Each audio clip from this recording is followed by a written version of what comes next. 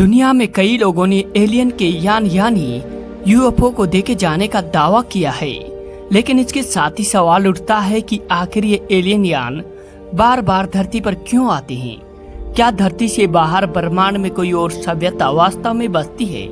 और क्या हो अगर ये एलियन कहीं जाने वाली अज्ञात सभ्यता यहीं पृथ्वी पर हमेशा से मौजूद हो और हमारे साथ ही छिप कर रहती रही हो। हार्वर्ड के 2 वैज्ञानिकों ने ऐसा ही दावा किया है।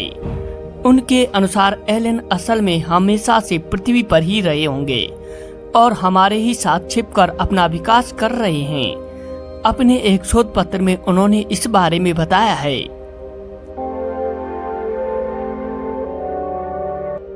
पहली बार यह सुनने में असंभव लग सकता है, लेकिन कई पर्यवेक्षकों का मानना है कि यह समझ में आने वाली चीज है।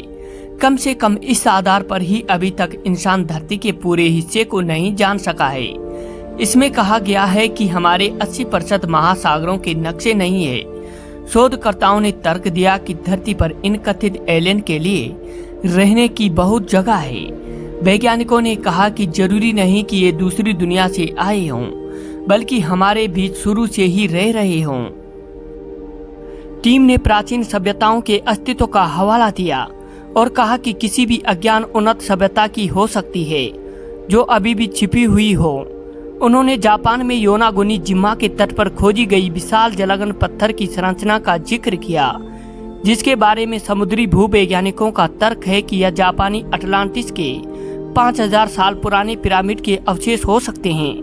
वैज्ञानिकों ने कहा कि पृथ्वी के नीचे बहुत कुछ रहस्यमयी है और पूरी तरह संभव है कि सैकड़ों मील नीचे एक और प्रजाति रह रही हो जो हमसे मिलती जुलती हो सकती है। वैज्ञानिकों ने अपने शोध में बताया कि अत्याधुनिक तकनीक से लैस ये सभ्यताएं ऐसी जगह अपना बेस बनाई हुई हो सकती है जिसकी हम कल्पना भी नहीं कर सकते।